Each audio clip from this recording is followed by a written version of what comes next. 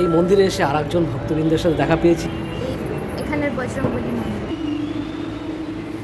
সন্ধ্যা 6টা। নমস্কার বন্ধুরা, আরও একটি নতুন ব্লগে আপনাদের স্বাগত জানাই। আপনারা ভিডিওটা পুরোটা অবশ্যই দেখবেন, আর ভালো লাগলে কিন্তু লাইক কমেন্ট শেয়ার করতে ভুলবেন না। তাহলে এই ব্লগটা একবার দেখা যাক। বন্ধুরা, আজ আমাদের গন্তব্য হাওড়ারই অন্যতম একটি দর্শনীয় স্থান, সেটি হলো পাকুড়িয়া সালাসার ধাম। এই মন্দিরটি হাওড়া কোনা এক্সপ্রেসওয়ে থেকে কিছুটা বাসে করে গেলে পাকুড়িয়া কালীতলার কাছেই পড়ে। আজ হচ্ছে 2রা এপ্রিল, তাই তো? আজ 2রা এপ্রিল, আর এনার হচ্ছে জন্মদিন আজকে। সেই উপলক্ষে আমরা প্রত্যেক বছরই কোনো নতুন নতুন মন্দিরে যাই শুভদিন উপলক্ষে। তো আজকেও সেরকম একটা নতুন মন্দিরে আমরা আসছি। আজকে আমরা আসছি পাকুড়িয়া সালাসার ধাম মন্দির। এটা কোথায় আপনাদের সঙ্গে যাই। বন্ধুরা, আমরা হাওড়া থেকে এসেছি এটা ঠিক, তবে কলকাতা থেকে কি করে আসতে হবে সেটা কিন্তু প্রথম আপনাদের ভিজুয়ালসের মধ্যে দিয়ে দিয়েছি ম্যাপ করে আর কি, যে হেস্টিংস থেকে আপনারা যদি আসেন সেখানে কি করে আপনারা এসে পৌঁছান। আপনারা গুগলে দেখে নিতে পারেন যে পাকুড়িয়া সালাসার যে। আমরা হাওড়াতে প্রথমে এসেছিলাম কোনা এক্সপ্রেসওয়ে, যে কোনা মোড় রয়েছে আর কি, সেই জায়গাটাতে। তো সেখান থেকে আপনারা চাইলে টোটো করে আপনারা যেতে পারেন, সেখান থেকে খুব বেশি একটা দূর নয়। আর আপনারা চাইলে সেখান থেকে চলতি কোনো বাসেও আপনারা উঠে পড়তে পারেন। তো বাসে আপনি যদি যান তাহলে আপনার কিন্তু রাস্তার এপারে নামতে হবে, সেটা পাকুড়িয়া কালী মন্দিরের সামনে নামতে হবে। এক দাদুর সাথে দেখা হয়ে গেলো, আমরা মন্দিরটা সম্পর্কে ঠিক ভালো করে জেনে নিলাম যে এই জায়গাটা থেকে কোথায় হেঁটে যেতে হবে। তো আমরা শুনে নিলাম যে এখান থেকে মিনিট 5-এর রাস্তা, তাই তো? এই মিনিট 5 যদি উল্টো দিকে হাঁটলে পরে আমরা সেই মন্দিরে পৌঁছে যাব। ধন্যবাদ। আপনারা হাওড়া স্টেশন থেকে যদি আসতে চান তাহলে ধুলাগড়গামী যে কোনো বাসে উঠে পড়তে হবে। আর আপনারা যদি কোনা মোড় থেকে যেতে চান তাহলে কলকাতাগামী বাসে করে পাকুড়িয়া কালী মন্দির নামতে হবে। তাহলে আমরা মোটামুটি গাইডেন্স পেয়ে ঠিক সেরকমভাবে আমরা হাঁটা শুরু করে দিলাম। পাকুড়িয়া কালী মন্দির থেকে 350 মিটার, হেঁটে 5 মিনিট দেখাচ্ছে গুগল। তো আমরা এখন দেখি কত মিনিট লাগে। তাহলে আমরা হাঁটতে হাঁটতে চলে যাই ওখানে। আসলে আমাদের যেই জায়গাটা আমরা থাকি সেখান থেকে আমাদের বেনারস রোড ধরে আমরা কোনা হাই রোড চলে আসি। সেই কোনা বাস স্ট্যান্ড, সেখান থেকে আমরা যে কোনো টোটো ধরে ওই 30 টাকা করে নেবে আর কি, আপনাকে পুরোপুরি মন্দিরে পৌঁছে দেবে। কিন্তু আমরা একটু জায়গাটা ভালো করে দেখার জন্য অন্যরকম পথে আমরা যাওয়ার চেষ্টা করেছিলাম, সে বাস ধরে নিয়ে। যাই হোক, আপনাদের সাথে গল্প করতে করতে আমরা কিন্তু সেই আমাদের গন্তব্যস্থান তথা যেই মন্দিরটায় আমরা আজকে ঘুরতে এসেছি সেখানে কিন্তু পৌঁছে গেছি। তো আপনাদের আগে যেটা বলেছিলাম যে আজ একটি শুভ দিন, প্লাস হচ্ছে আজ মঙ্গলবার, বজরংবলীর দিন, তাই আমরা চলে এসেছি বজরংবলী মন্দিরে। চলুন তাহলে যাওয়া যাক।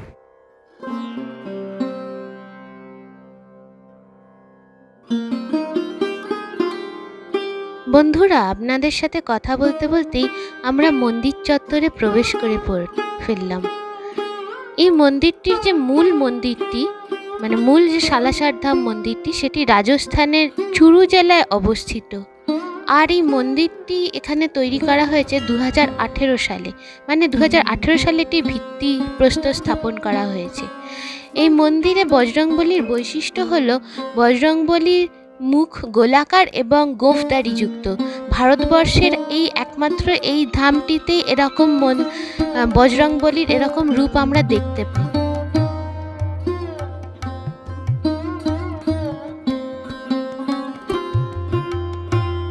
দেখুন, আপনাদের সাথে হাঁটতে হাঁটতে আমরা মন্দিরের প্রায় সম্মুখে চলে এসেছি। এখানে আপনারা একটা দেখতে পাচ্ছেন যে এখানে বজরংবলীকে ভোগ দেওয়ার জন্য, ভোগ নিবেদন করার জন্য একটি দোকানের ব্যবস্থা রয়েছে। তো এখানে ভক্তরা এসে সেখান থেকে তারা ভোগ কিনে নিয়ে গিয়ে তারা কিন্তু মন্দিরে প্রবেশ করে আর কি। সত্যি মন্দিরটা বহুদিন ধরে আসবো আমি ভেবেছিলাম, কিন্তু কোনোভাবে হয়তো আশা হয়ে উঠছিল না। হয়তো আমি জানতাম না যে ফাইনালি আমার এই জন্মদিনের দিন এখানে আমার মানে সত্যি কথা আশা পড়বে আর কি। বজরংবলীকে দর্শন আমি আজকে মঙ্গলবার দিন, আমার জন্মদিন, এখন বাজে প্রায় 4:45। এই সময় আমরা কিন্তু এই মন্দির ভিজিট করার আমরা একটা সুযোগ পেলাম। চলুন তাহলে ভেতরে যাই। হ্যাঁ, 20 টাকার প্যাকেট একটা দিয়ে দেবেন।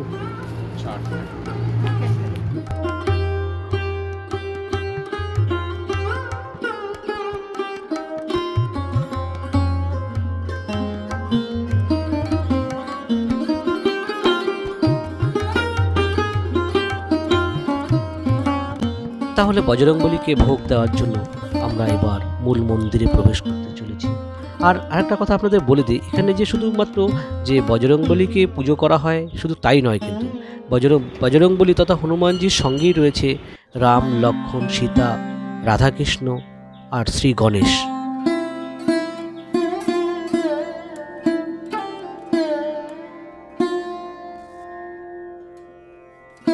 সবাই মোটামুটি দেখলাম ভিডিও তুলছে,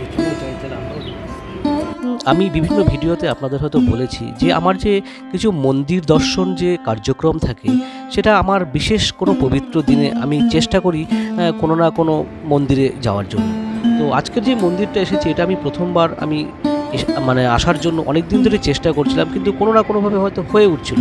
তো ফাইনালি আজকে এই বিশেষ দিনে আমি চলে এসেছি।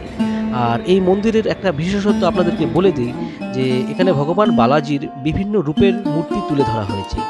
মন্দিরের দেওয়ালে বর্ণনা করা হয়েছে রামায়ণের নানা কাহিনী। আর সন্ধ্যার পরে এই মন্দিরে সেজে ওঠে বিশেষ আলোকসজ্জায়। যদিও আমরা সন্ধ্যা অবধি থাকিনি, সেই জন্য আপনাদের হয়তো সেটা দেখাতে পারবো না। যাকে সেই আধুনিকতাটাকে আপনাকে যদি বাদ দেন তাহলে এই মন্দিরের বিশেষত্ব হলো এখানে আপদ বিপদ ভূতের ভয় দূর করার জন্য বিশেষ পূজা পাঠের ব্যবস্থা রয়েছে। আর হ্যাঁ, আরেকটা রয়েছে যেটা অনন্ত ধুনির ব্যবস্থা, মানে যেই ধুনির আগুন কখনো নেবে না। এর সঙ্গে আমি আর একটা তথ্য দিয়ে রাখি যে এই মন্দির সকাল 6টা থেকে সন্ধ্যা 6টা অবধি খোলা থাকে, কিন্তু বজরংবলীর বিভিন্ন রূপে। এই কারুকার্যগুলো কি সুন্দর, তাই না? দেখুন আপনারা, মন্দিরের গায়ে এই রাজস্থানী শৈল্পিক নিদর্শন বা এই কারুকার্য আপনাদের মনকে আকর্ষণ করবেই করবে।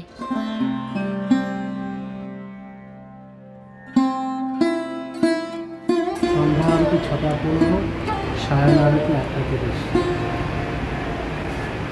এটা আমার ইউটিউব চ্যানেল আছে, কাকুরিয়া সালসাদ ধাম লাইভ দর্শন।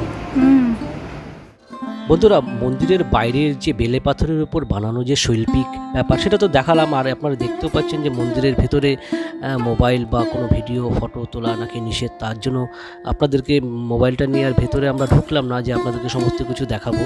তো দেখুন, কিছু ভক্তবৃন্দরাও আজকে মঙ্গলবার হওয়ার দরুন তারা কিন্তু ভোগ নিবেদন করছেন হনুমানজিকে। যাকে আপনাদের সাথে বেশি কথা না বলে আমিও ভিতরে প্রবেশ করে যাই, একটু দেখে আসি, আর আপনারাও দেখতে থাকুন।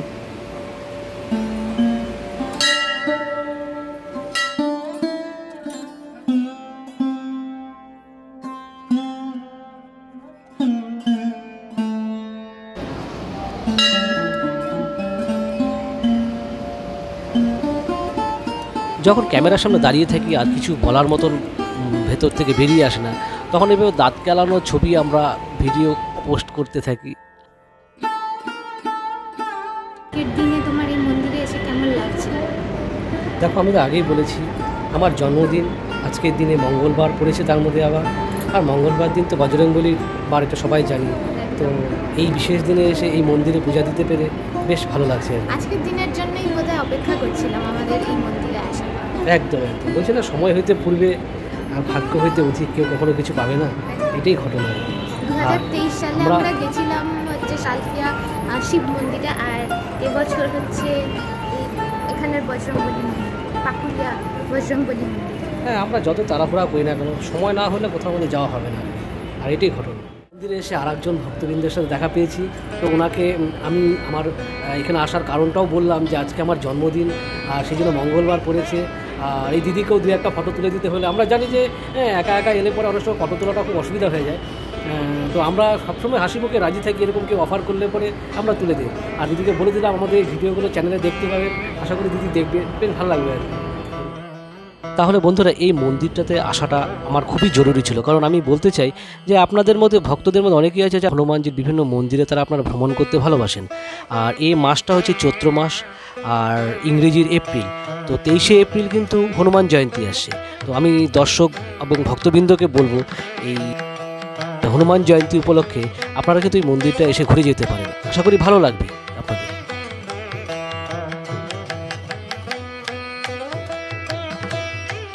এই মন্দিরে বাল হনুমান বা বালক হনুমানের মূর্তিও পূজিত হয়। তো আমরা যেমন দোতলায় যেমন দেখলাম যে হনুমানজির সঙ্গে আরও ভগবানেরা পূজিত হচ্ছেন। আর এই মন্দিরের একতলায় আমরা দেখব বাল হনুমানকে।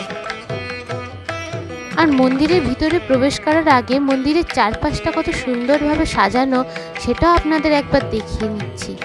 আর এই একতলার মন্দিরটাতে প্রবেশের আগেই আমরা দেখতে পাবো রাম দরবারের ছবি। এত অপূর্ব শৈল্পিক কারুকার্য যে কী বলবো।